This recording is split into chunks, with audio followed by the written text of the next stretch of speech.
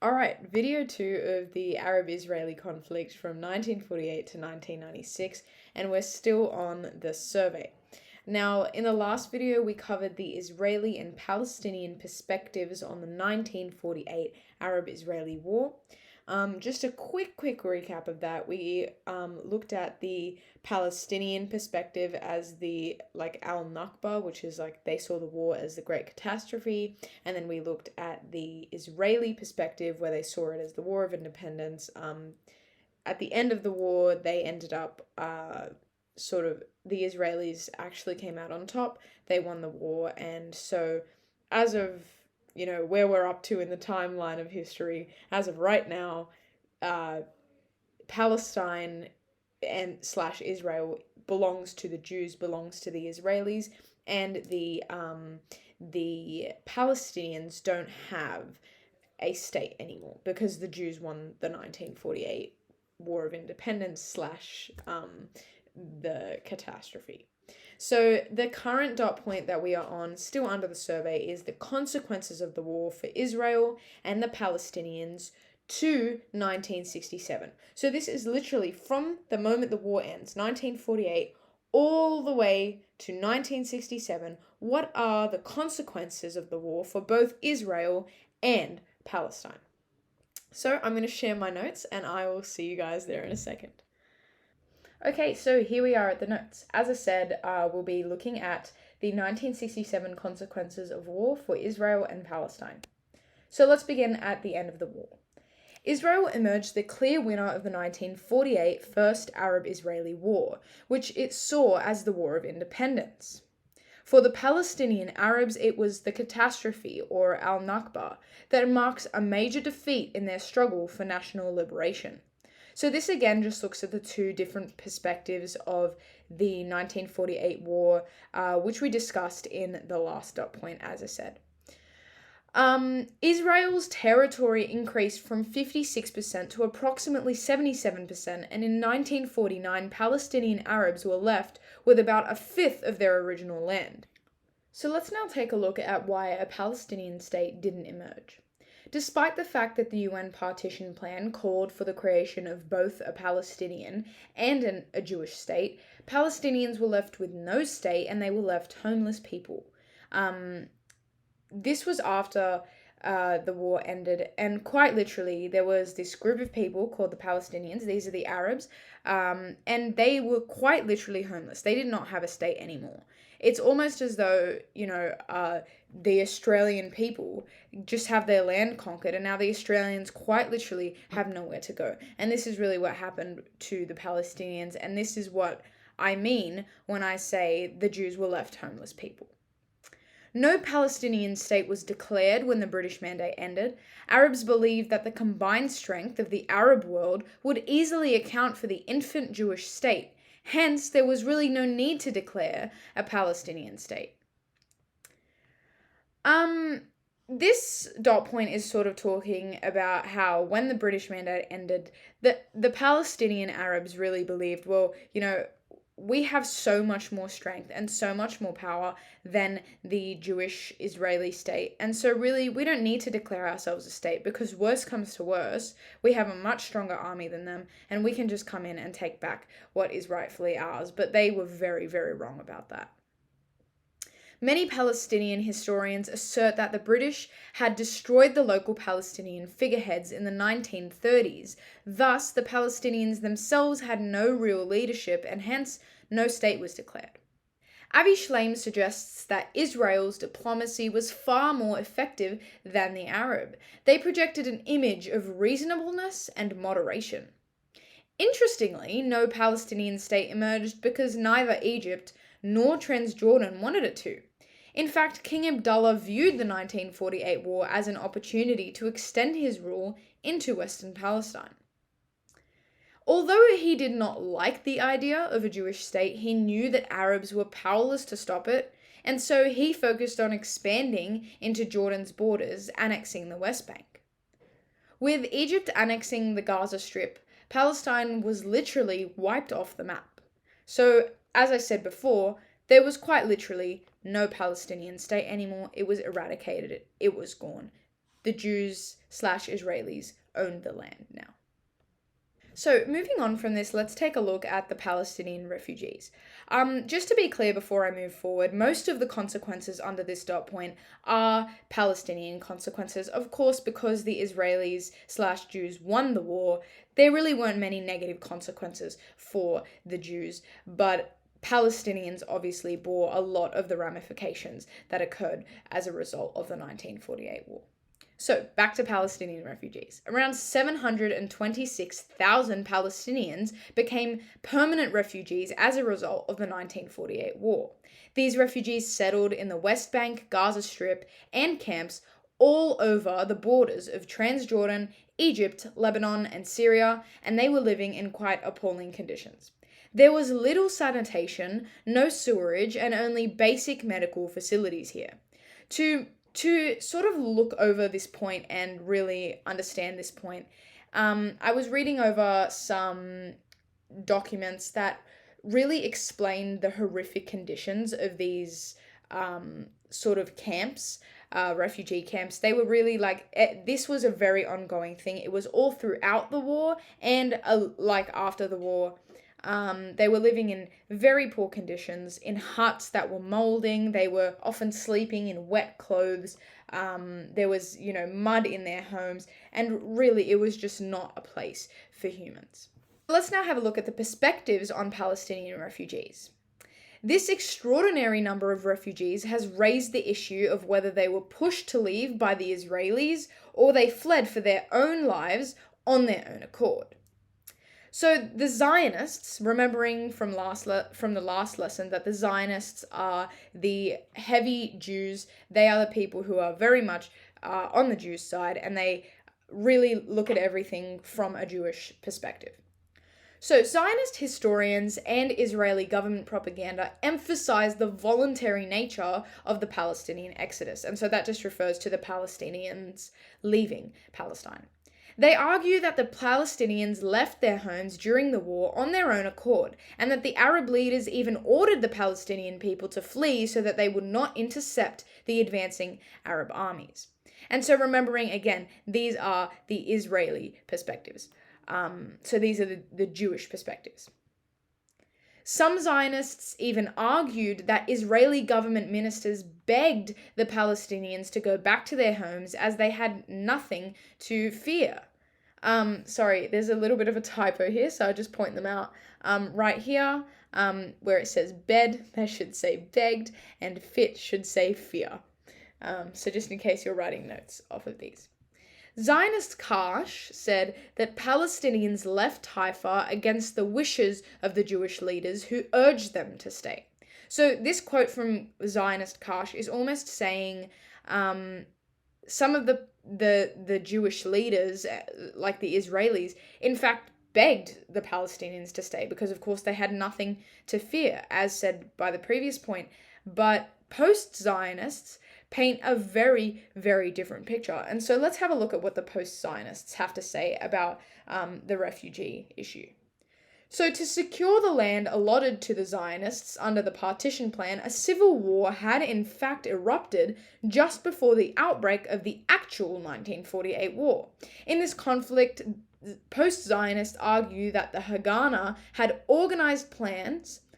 This organized plan was called Plan D, to expel the Arab population from Jewish land. And this key word right here, Haganah, is a very good one to know for essays and stuff like that. And it's basically sort of just an organized military group, a small organized military group on the Jewish slash Israeli side.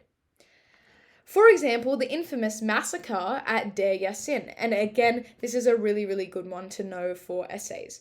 200 plus Palestinians were killed by the Irgun, and the Irgun is another sort of military group from the Israeli side, very similar to the Haganah. And this Irgun was led by one of the future Israeli prime ministers. Post-Zionists claim that in the war, Haganah had a policy of ethnic cleansing, the aim of which was to expel Arab communities. So this is basically saying that even though the Zionists are saying that, they tried to keep the Jews and they tried to keep the Arabs in Palestine, they didn't want them to leave. In fact, there was no reason they had to leave. The post-Zionists are saying, well, actually, your own organized military groups were doing everything they can just to expel the Arabs from this Jewish land. In the 1990s, Benny Morris studied Israeli Defense Force documents that were previously not accessible to historians. He concluded from this that 55% of Palestinian evacuations were caused by Haganah operations. So that's over half of Palestinian evacuations. 15% by terrorist groups and 2% through psychological warfare, whereby advice was given to Arab villagers, warning of upcoming attacks, and so of course, because they knew upcoming attacks were coming, they decided to leave. So let's now have a look at the refusal of the Arab right to return to Palestine. So no sooner than the 1948 war's end, it became apparent that the new Israeli government was not going to permit the return of the Palestinians who had fled their homes. Looking at the different perspectives of this again, the Zionists claimed that Palestinians left on their own accord and could easily find homes in other Arab states. They argued that after the war, many Jews had been expelled from other Arab countries, and so what really was taking place was a sort of like refugee swap in which Palestinian refugees in Arab countries would come back into Israel to fill the gaps left by the Jews who had migrated to Israel from Arab nations. Zionists also argue that Palestinian refugees constituted as a serious threat to Israel, and since no peace treaties had been signed, the Arab world viewed their nation as an illegal state. So, therefore, why would it allow the refugees to return into Israel in such a hostile diplomatic environment? And so, under this claim, the Jews, Zionists, Israelis are basically saying, well, we don't really want to bring the Arabs back in because the Arabs see our Jewish state as illegal. They think it shouldn't exist, so why would they want to live here? We shouldn't need to bring them back. Again, the post-Zionists, of course, have a very different picture to paint, so let's have a look at that. Recent historiography has suggested that some of these reasons were deliberately fabricated by Israel to avoid the return of the Palestinian refugees. The Haganah and Irgun that played a significant role in creating the refugee crisis, and it was in fact Israel and not the Arab states that refused to negotiate and sign a peace treaty. So back to the point up here when we were looking at the Zionists, basically said, right here, Israel, no peace treaties had been signed. What the post-Zionists are saying is actually, well, no, we're not the ones who are refusing to sign a peace treaty. It's actually Israel who doesn't want to sign a peace treaty. Furthermore, the refugee swap that was being alluded to, that's that sort of swap of Jewish refugees out of the Arab countries swapping with the Palestinian refugees out of Israel. Post-Zionists are saying that this idea was basically manufactured by the Zionists, and really, this was not happening. Okay, so let's now look at the very last part of this dot point, which is Jewish migration to Palestine after 1948. And so, just under this point, I just want to point out again, just to, sort of get it in the heads of everybody, that Jewish migration to Palestine is now, after 48, Palestine is now a Jewish country. It is a very Jewish and Israeli populated country. Some people referred to it as Israel, some people referred to it as Palestine, but it is now occupied by the Jews, by the Israelis. Also, Jewish migration, so obviously basically what this is saying, this point that I'll be speaking about now, is basically talking about the Jewish people sort of returning into their homes, into Israel after the 1948 war, and after, obviously, their success in the 1948 war. So within the first 6 years of Israel's existence, 47,000 Oriental Jewish refugees came from Yemen, Iraq, Lebanon, and Syria, and by 1957, over 500,000 Jews who lived in Arab states settled in Israel. So, the Zionist interpretation of this movement of peoples was that the Jews had been expelled from their homes by disgruntled Arab governments. If this was true, it gave Israel the moral high ground to refuse those Palestinian refugees who also wanted to come back into Palestine/Israel. Arab historian Arjan El-Fassed suggests these Jews were not forced out of the Arab states after 1948. He argues that many left on their own accord because the new state of Israel was an attractive alternative. He states that others left for Israel with the help of Zionist agents or under direct covert pressure from Jewish terror groups, utilizing the operations of Magic Carpet and Ali Baba, whereby Jews were airlifted from Yemen to Israel by Zionist agents. And these sort of operations from the Jewish terror groups are very good ones to know, especially the Magic Carpet operation. It's very well known and a very good one to use in essays. Okay, and finally, let's look at Palestinian Arabs who actually remained within Israel. So around 160,000 Palestinian Arabs remained in Israel after the war, mostly in and around Galilee, the Negev, and Nazareth. Israel always maintained from 1948 onward that the Arabs were treated well. They pointed out the fact that the nationality law of 1951 was extended to Palestinians, both men and women were allowed to vote, and Palestinians could run for public office and enjoyed the same basic rights as Jews. And so this is the Zionist Israeli Jewish perspective. But the Palestinians paint a very different picture. They stress that Palestinians did not enjoy the basic rights afforded to Jews. From 1949 to 1966, under defense regulations, all Palestinian areas were placed under the control of a military commander who had the power to exile, arrest, and detain individuals without reason. Palestinians were forbidden to move outside the areas without permission, and the Israeli government reserved the right to expropriate Arabs at any time if it was deemed a security zone. And of course, this was at the discretion of the Israelis. They could really deem anywhere a security zone, according to the Palestinians. Palestinian Arabs also claimed that they were being discriminated against in terms of educational and employment opportunities, and that the Israeli government infrastructure and development programs ignored Arab areas.